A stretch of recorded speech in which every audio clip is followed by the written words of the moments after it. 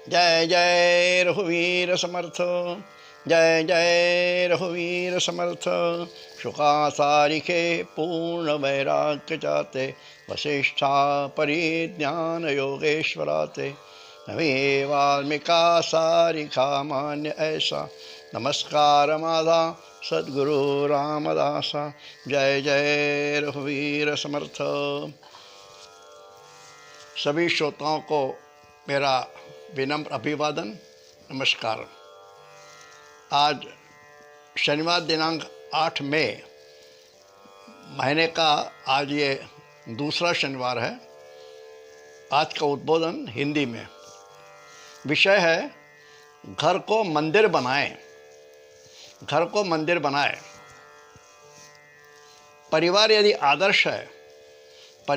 आदर्श है तो घर मंदिर है। समर्थ रामदास कहते हैं, मूर्ख मनुष्य अपनी देह बुद्धि के कारण हमेशा असंतुष्ट ही रहता है और इसी देह बुद्धि के कारण परिवार में संघर्ष होता है, वाद विवाद होता है। देह बुद्धि इतनी प्रबल होती है कि मनुष्य जन्म देने वाले अपने माता पिता से ज़्यादा प्रेम अपनी पत्नी से करता है। यह सिर्फ शरीर के आकर्षण के कारण। अरे, जो जन्म देने वाले अपने माता पिता के साथ विश्वासघात कर सकता है, वह कतई किसी का विश्वास पात्र हो नहीं सकता। दूसरों को दुख देकर कभी कोई सुखी नहीं हो सकता। इसलिए सबसे पहले परिवार में प्रेम और आनंद निर्माण होना चाहिए। अपने घर को मंदिर में रूपांतरित करना अध्यात्म का प्रथम लक्षण है। परिवार में हर सदस्य का आपस में तालमेल होना चाहिए, तभी वह जप ध्यान में मन केंद्रित कर सकता है।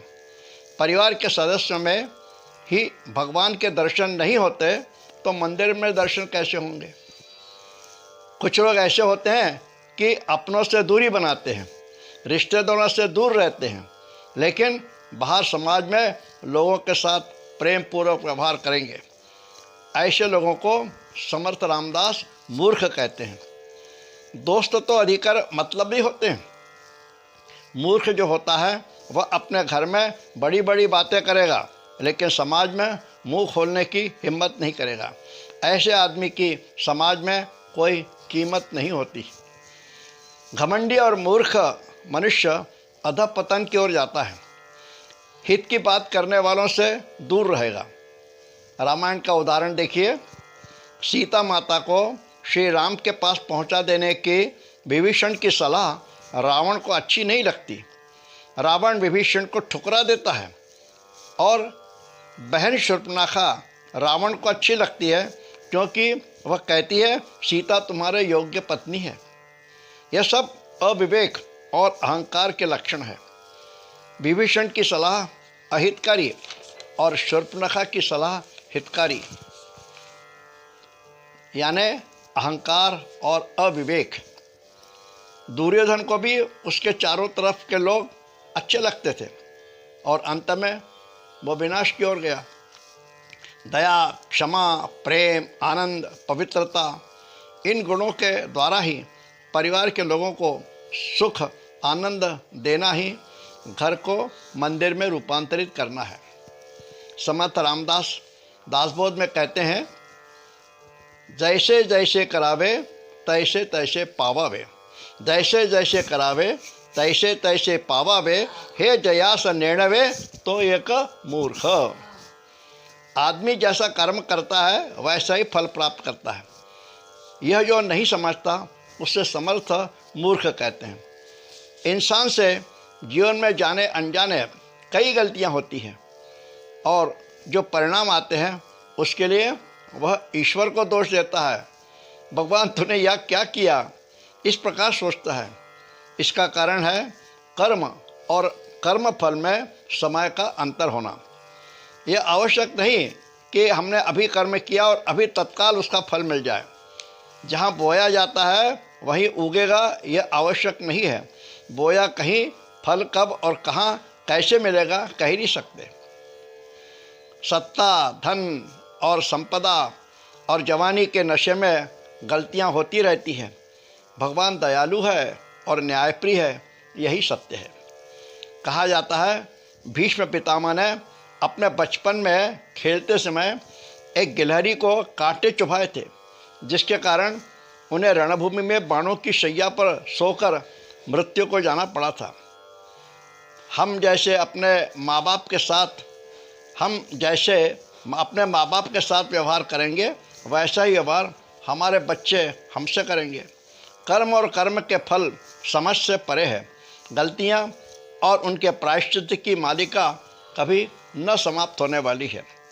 गोंदवलेकर महाराज कहते हैं, मानव विषयों की मदिरा पीता रहता है, एक प्याला दूसरा प्याला पीता ही रहता है। आचार्य रजनीश ने कहा है, पाप शरीर से ही होना आवश्यक नहीं है। पाप शरीर से ही होना आवश्यक नहीं है। मन में यदि पापी विचार है तो वह भी पाप है और उसका फल भोगना ही पड़ता है, क्योंकि वह हमारे खाते में जमा होता है। हमारे वास्तविक दुख का कारण मन में अशुभ विचारों का आना। इसीलिए साधना, भजन, संकीर्तन, ध्यान, श्रवण, यह सब मन के शुद्धिकरण के लिए आवश्यक है। मन को अपने संयम में रखना चाहिए। हर आदमी यही सोचता है, मैं सबसे अच्छा व्यवहार करता हूँ तो भी मुझे दुख क्यों होता है। सच तो यह है कि हम स्वयं के गलतियों को जानते ही नहीं, जबकि मुझ में न जाने कितने दोष दुर्गुण हैं, लेकिन मैं बिना किसी वजह दूसरों को कोसता हूँ। शारदा माँ कहती है, यदि स्वयं को शांति चाहिए तो दूसरों के दोषों को देखना बंद करो। यीशु मसीह के जीवन की एक कथा है। किसी स्त्री को उसके अपराध के लिए सज़ा सुनाई गई।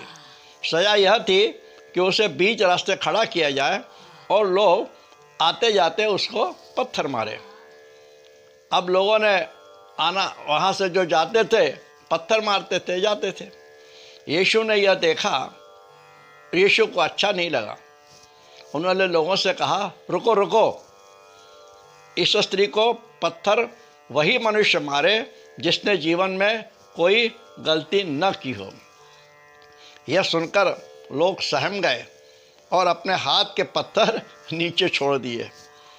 स्वामी विवेकानंद कहते हैं, दुनिया में तुम्हें यदि कुछ बुराई दिखाई देती है तो ज़रा सोचे और अपने मन को टटोले।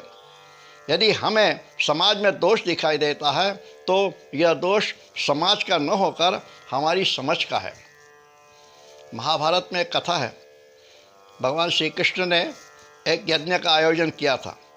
उन्होंने युधिष्ठिर को बुलाकर कहा कि इस यज्ञ में दुष्ट मनुष्य की बलि देना है, इसलिए किसी दुष्ट दुर्जन को ढूंढ कर लाओ, उसे अपन बलि चढ़ाएंगे। फिर भगवान श्री कृष्ण ने दुर्योधन से कहा, इस यज्ञ में किसी सज्जन का हमें सम्मान करना है, इसलिए किसी सज्जन पवित्र आदमी को ढूंढ कर लाओ, उसका हम यहाँ सम्मान करेंगे यज्ञ में। युधिष्ठिर इतने धर्मनिष्ठ थे कि उन्हें समाज में कोई भी दुर्जन नहीं दिखाई दिया, क्योंकि उनकी दृष्टि ही वैसी थी। दुर्योधन को उसके दुष्ट बुद्धि के कारण कोई भी सज्जन आदमी नहीं दिखाई दिया। यानी जैसे मनुष्य की दृष्टि होती है, दृष्टि का मतलब मन की आँख, वैसा ही उसे दिखाई देता है। इसलिए हमें अपने दृष्टि सुधारनी होगी। उसके लिए भजन, संकीर्तन, ध्यान, साधना, जप में अपना मन लगाना चाहिए। परिवार सुधरेगा तो समाज भी सुधरेगा, राष्ट्र भी सुधरेगा। उसके लिए परिवार के लोगों में प्रेम का होना आवश्यक है। आपस में किसी प्रकार की ईर्ष्या नहीं होना चाहिए। आपस में समन्वय साधते हुए व्यवहार करना चाहिए। इसमें कुछ खोना भी पाता है, क्योंकि अपने ध्येय को पूरा करने के लिए थोड़ा छोड़ने की भी तैयारी होनी चाहिए। तभी हमारा घर मंदिर बनेगा। परिवार के हर सदस्य में भगवान को देखें। एक महिला अपने गुरु के पास जाकर कहती है, स्वामी, मैं गृहस्थी से बहुत तंग आ गई हूँ, अब किसी में मन नहीं रखता। मैं चाहती हूँ कि कहीं एकांत में गंगा किनारे जाकर रहूं। तब उसके गुरु कहते हैं, गंगा किनारे रहकर तू क्या करेगी? वह महिला कहती है, छोटी सी कुटिया बनाऊंगी, उसमें अपने कृष्ण की मूर्ति स्थापित करूंगी, रोज़ उसकी पूजा करूंगी, ध्यान जप इत्यादि करूंगी। तो गुरुजी कहते हैं, उस पत्थर की मूर्ति में तुम कृष्ण को देखोगी? महिला कहती है, हाँ महाराज, उस पत्थर में भगवान है। गुरुजी कहते हैं, उस निर्जीव पत्थर में तुम भगवान देख सकती हो, तो फिर अपने घर के नाती पोतों में भगवान को क्यों नहीं देखती? अरे बच्चे सब भगवान होते हैं, तुम अपना प्रेम उन बच्चों को दोगे तो वह परमात्मा के पास पहुंचेगा। मानव में परमात्मा देखना असली पूजा है।